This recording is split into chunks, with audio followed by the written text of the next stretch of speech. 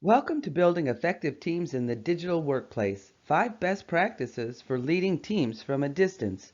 My name is Kathy Ketcher. I am the founder of Career Life Alliance Services, an organization dedicated to enabling companies, managers, and individual contributors to work successfully from anywhere. And I've been doing this important work since 1987. In this video, I'm going to be reviewing these 5 best practices that will help you and your team stay engaged and productive when you're not co-located by leveraging technology, rethinking how you communicate and collaborate with your team, as well as reviewing work processes and how team accountability works when you're not co-located.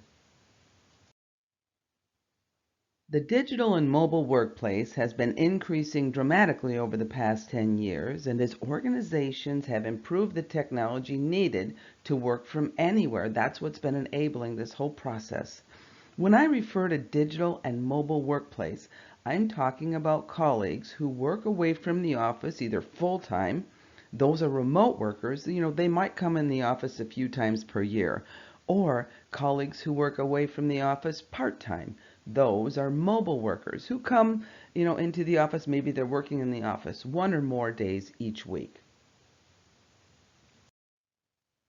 When the pandemic hit, working from home leapfrogged ahead about 5 years.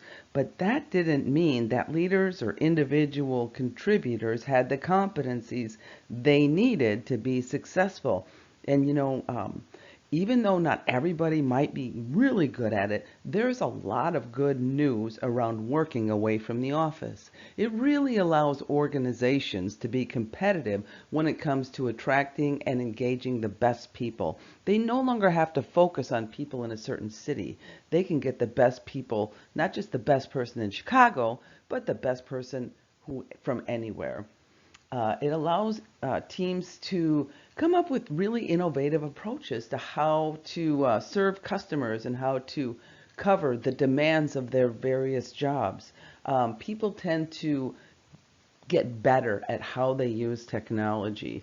And working away from the office allows to support different work styles, and it supports work-life balance. Also, engagement survey shows that flexibility is a key driver of employee engagement. And this research from the Institute for Corporate Productivity shows that most organizations are going to be thinking very differently about how work is going to be getting done after the pandemic. So there's lots of good news, but there's some risk areas that you need to consider when work is not happening in one location. Working away from the organization can cause anxiety and hinder trust, gives that lost sense of connection, people maybe not feeling as inclusive to their team as they do when they're on site. Employees who perceive that they're missing out or not as appreciated as their on-site colleagues. And maintaining company culture can be negatively impacted by having a dispersed workforce. This research of the employees' experience before the pandemic also shows that people who were working away from their colleagues didn't believe that colleagues were fighting for their priorities and actually thinking people were saying bad things behind their back. They weren't getting looped in for project changes, and colleagues were lobbying against them.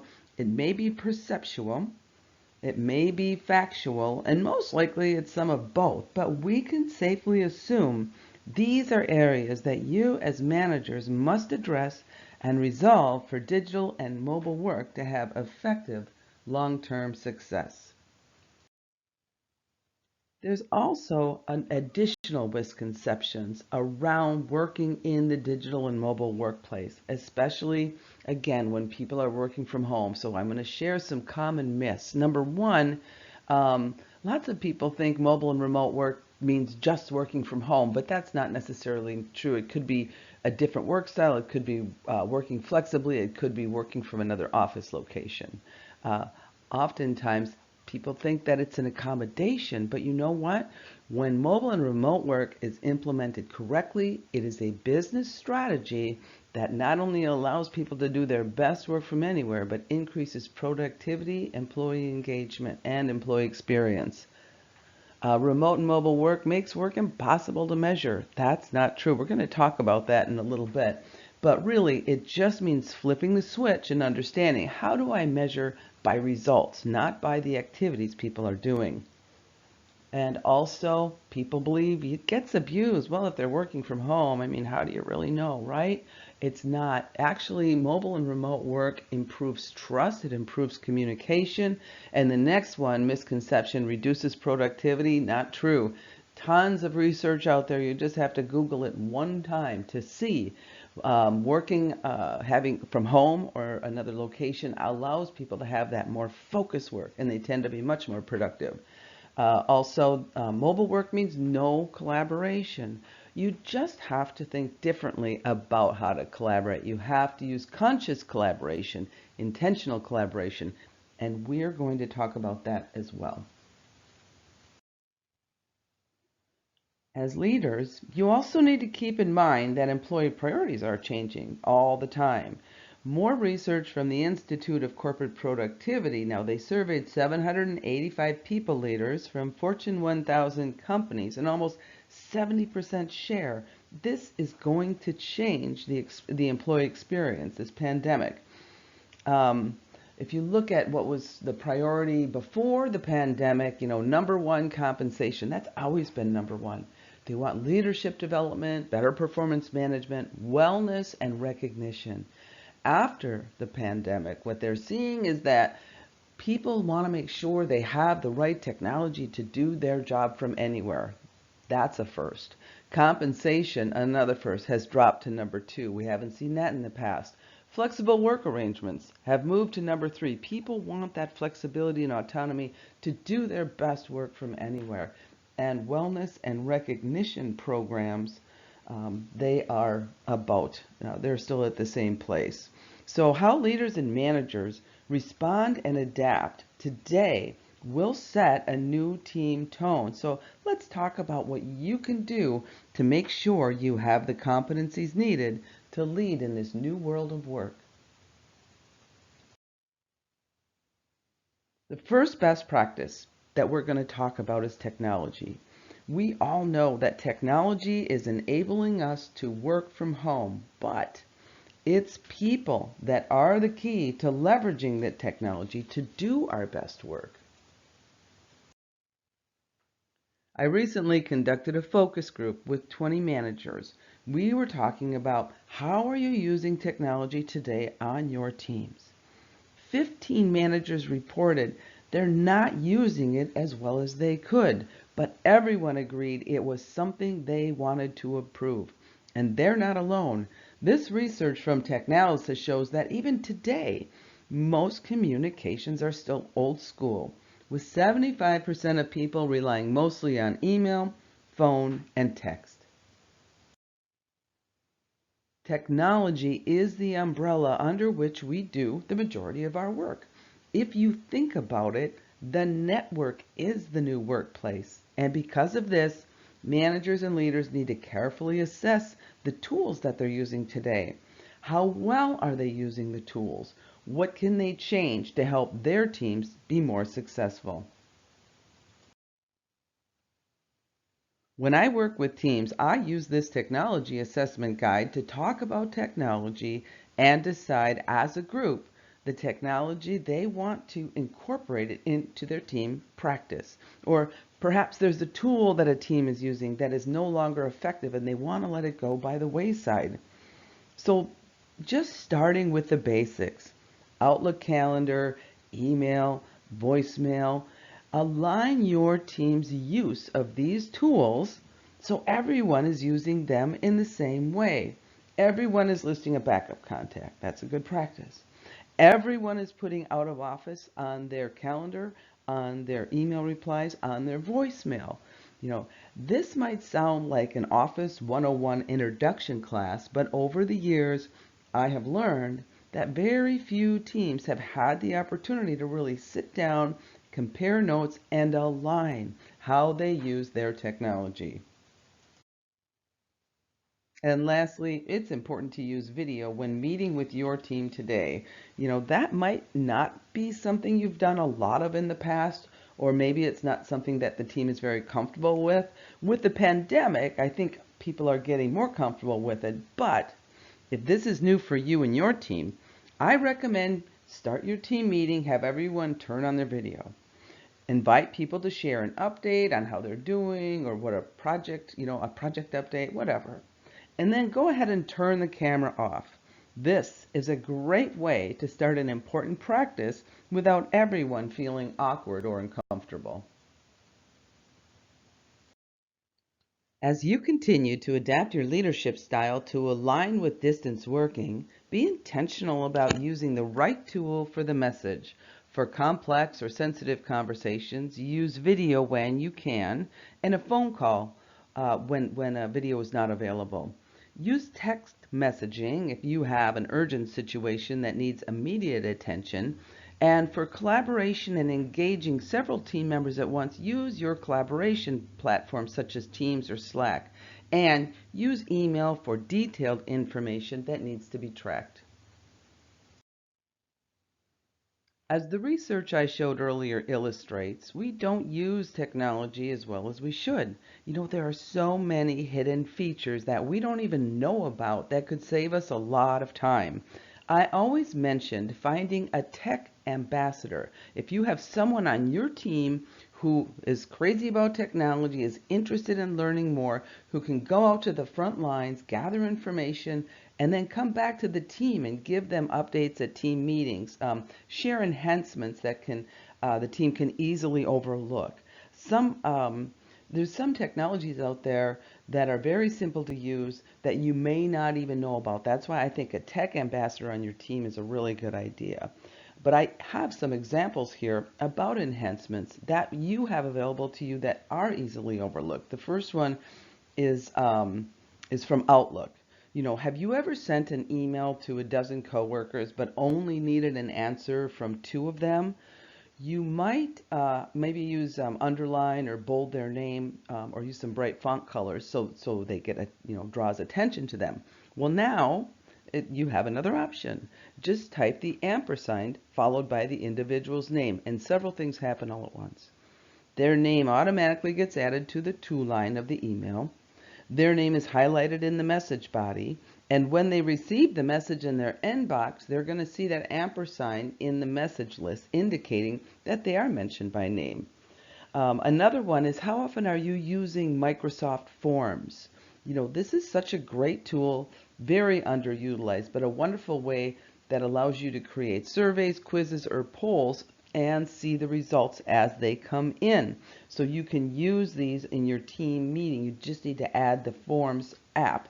And the good news is it works with up to 5,000 recipients. Not that you need that, but it's a great way to create interactivity during team meetings. OneDrive and SharePoint, they allow you to do that real-time co-authoring with your colleagues, and you don't have to worry about version control. There's so much out there to leverage. We just need to carve out the time to learn. Next, we're going to be thinking about how to restructure our communication in a digital workplace. Today, more than ever, our communication is delivered through technology, often email, which research tells us isn't always the most reliable. 51% receive no reply back when they send an email. 14% misinterpret messages, and sometimes I think that 14% number is likely higher. And 93% of the meaning of a message that we're receiving comes from nonverbal sources. 55% of that is from facial expressions. And on dispersed teams, we miss out on a lot of important signals. As I've been working with managers and individual contributors during this accelerated work from home mandate, I always ask if their communications, have they gone up or have they gone down? And the majority report that their communication efforts have definitely increased, but also have misunderstandings between team members. People feeling like they're missing out on information or they're not being included. There's definitely been an uptick in unresponsiveness to requests as well, which really it can be a result of just getting way too many email communications. This is why it's so important at this time to rethink the best way to communicate with your team and colleagues. Putting together team practices, this isn't a new idea, but it's one that often gets put on the back burner because we are so wrapped up in the urgent work of the day that we don't make time for this important foundational work. So at your next team meeting, have a conversation about these questions. What communication channels should you use? Is there a better process that's going to reduce misunderstandings? Is there new technology available that you should incorporate into your team operations? Is there somebody on the team who can be a tech ambassador and be around for introducing new tools for the team to consider? Also, do you need to adjust meeting times and collaboration practices to be more effective? Additional questions include, what qualifies as time-sensitive information? How should people approach you if they need urgent feedback, right? Do you have a plan for that?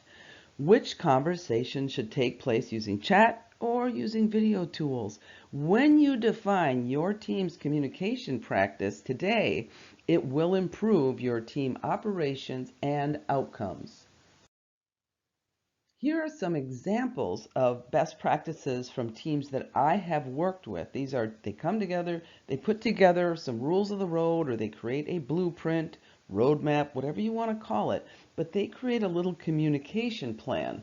Some of the examples include hold morning check-in meetings to review the day ahead, answer questions. That's a, again, we don't have to default to a 1 hour meeting, just have a quick 15-minute check-in. Use Jabber, Teams, or Skype to communicate throughout the day. So if you're not all in a room together, you can be in kind of a virtual room. Have your Skype window open so you can chat back and forth. Consider time zones when you're putting together meeting schedules. Acknowledge requests for tasks within an hour. So at least they're not hearing crickets. At least you're responding and saying, I got this. I'll get you an answer next Tuesday, or whatever your solution is. And indicate in shared calendars when you are not available. Now, not only have the teams that have gone through this process shared that it really stabilizes their workflow, but they're also able to use this when they're onboarding new team members. We've talked about the technology that will enable us, the communication that will inform us. Let's look at collaboration practice and considered what worked well before people started working from home more often and how you can emulate that in the new situation. So we're going to look at how to stay connected, host effective meetings, share information, and keep your team on track. What works in the traditional workplace may not translate into working away from the office. So, how can you transition your collaboration process into an engaging virtual experience? If your team worked together face to face, during meetings, maybe they used a whiteboard, one simple way to emulate this is to use a whiteboard in your online collaboration tools. Most tools have this, or you can just enable annotation and pull up a blank PowerPoint screen and people can use that for a whiteboard. This achieves very similar results that you had when you were all in the office together. You just need to make the time to discover the different capabilities your technology tools have. Impromptu conversations don't happen as often on dispersed teams. So again, managers have to be intentional about scheduling informal coffee breaks or quick chats with people to keep that connection going. Document sharing. Are you still attaching documents to emails? Are you having version control issues? Now is the time to solve these challenges. Feedback, more than ever, is important right now. We need to recognize that people are going above and beyond and intentionally communicate um, that to individuals, and we can either do it during team meetings or do it in one-on-one conversations. Leading a team that's not co-located is a really good opportunity to review your work processes. And most of today's work processes involve meetings. As your team's virtual meetings increase, there are several factors to be aware of. Research illustrates what most of us already know. We tend to multitask during virtual meetings, and there's agreement that many meetings, they just last too long. I think that number is probably higher. So, what can we do to be more effective when it comes to virtual team meetings? I'm going to share several best practices for facilitating a virtual meeting. And the first one is an important question. Does it need to be an hour? We seem to have a default, but people do prefer shorter virtual meetings. Also, get the right people in the meeting. Keep it small with only essential contributors. Nothing worse than sitting on a virtual meeting that you're not contributing to. Just have the essential people on the call. Create and follow an agenda and consider having another team member facilitate. You know what? It's a nice change of pace and it's a growth opportunity for the person you invite to facilitate. During face-to-face meetings, there's usually, we have these personal updates that happen before and after the meeting. So carve out time for people to share updates from their personal lives and their work life. It's a good idea to assign a note taker and make sure that everyone has a chance to contribute. Introverts, they tend to hold back in virtual meetings, so you need to be intentional about inviting everyone to share an update. And lastly, summarize key points, next steps, and then send out the meeting summary so there's a wrap up and people understand what's happening next. The biggest issue I have with online meetings is, they're not very interactive. So when I run a virtual meeting, I use all the tools available and I get other people in the meeting to use them as well. So I always start out a meeting with a word find on the screen and enable everyone's annotation tools. This is a great way to get people interacting before the meeting begins. Now here are some other ideas to help people stay engaged in meetings. This is a simple and fun activity that gives everyone an opportunity to share something about themselves, which creates inclusion and insight into each other as people. You can use other questions. Maybe you ask everyone to find a meme that best describes how their week is going. Here's a meme that I used during a recent team meeting.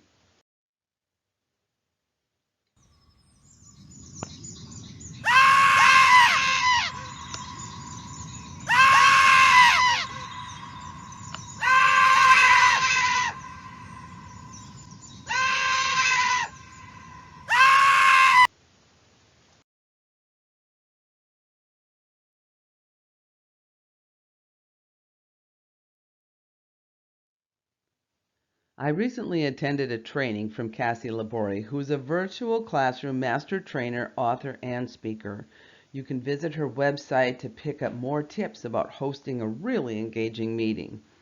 This exercise is great for demonstrating communication and team building. You ask for 2 volunteers.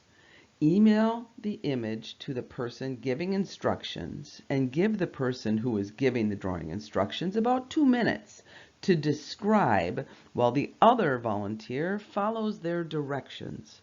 Not only is it entertaining, but it provides a nice illustration of how we are working today, not really seeing what we are supposed to be doing right, relying on different forms of communication than perhaps we have in the past.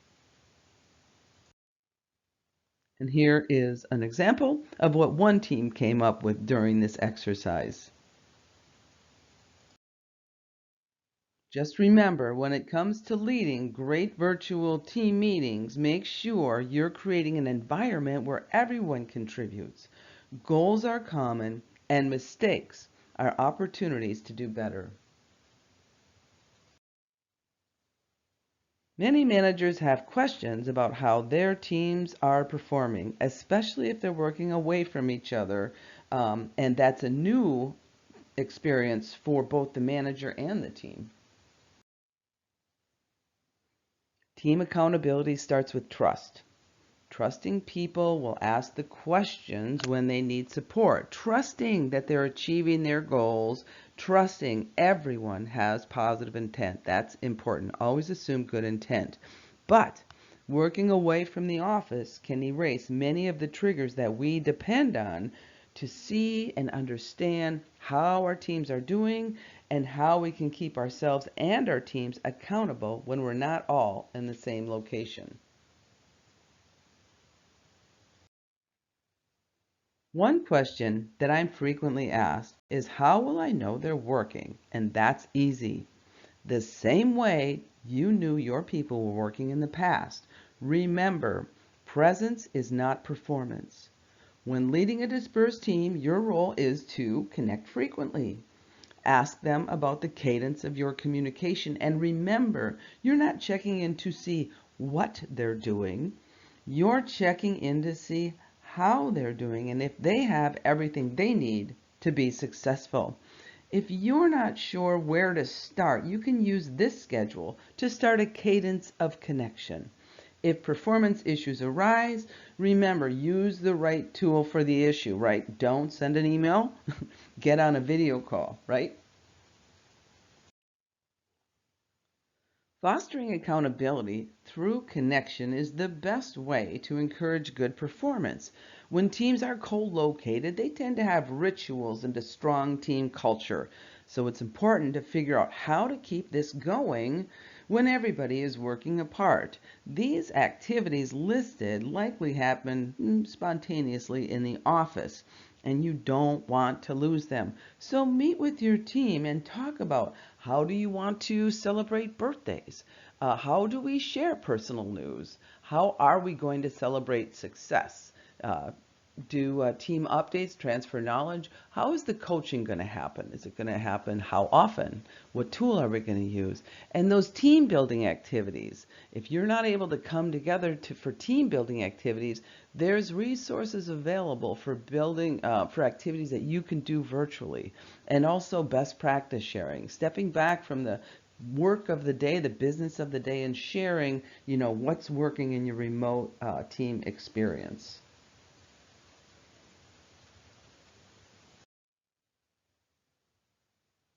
To get started on strengthening your team's remote competencies, I recommend starting with a simple assessment. This is one that I often use with teams, and I ask these questions. My team talks freely and openly among our members as a whole team, and using digital collaboration to work better together.